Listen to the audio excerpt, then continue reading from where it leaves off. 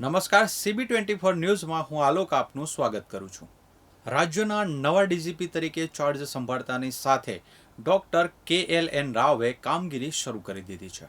નવા ડીજીપી તરીકે doctor KLN રાવનું નામ જાહેર કરવામાં આવ્યું છે.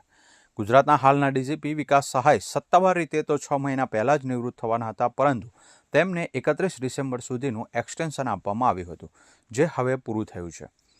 રાવ વર્ષ 1992ની બેચના IPS અધિકારી છે. રાજ્ય પોલીસ વડા તરીકે અત્યારે કાયમી ડીજીપી નહીં, પરંતુ ઇન્ચાર્જ ડીજીપી તરીકે ડોક્ટર KLN રાવને મૂકવામાં આવ્યા છે. રાજ્ય પોલીસ વડા વિકાસ સહાય આજે નિવૃત્ત થઈ ગયા છે, ત્યારે તેમની જગ્યાએ ચાર્જ આપવા માટે ઇન્ચાર્જ પોલીસ વડાની નિમણૂક કરવાની હોવાથી અત્યારે હાલમાં ડોક્ટર KLN રાવને ઇન્ચાર્જ ડીજીપી બનાવવામાં આવ્યા છે.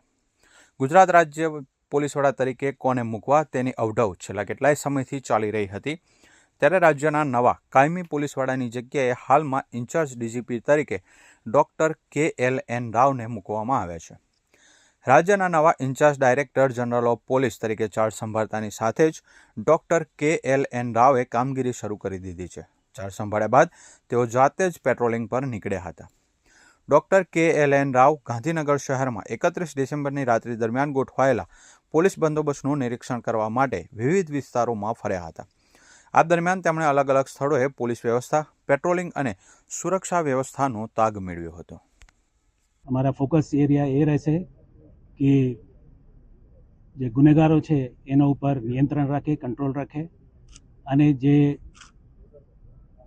પીડિત વર્ગ છે એ લોકોને બે પર સંવેદન ના રાખે અને તમામને ન્યાય મળે, અને જે વિશ્વાસ છે પ્રજાને પોલીસ ઉપર એ વધુ મજબૂત થાય, એ દિશામાં અમે આવતા દિવસોમાં કામ કરશું.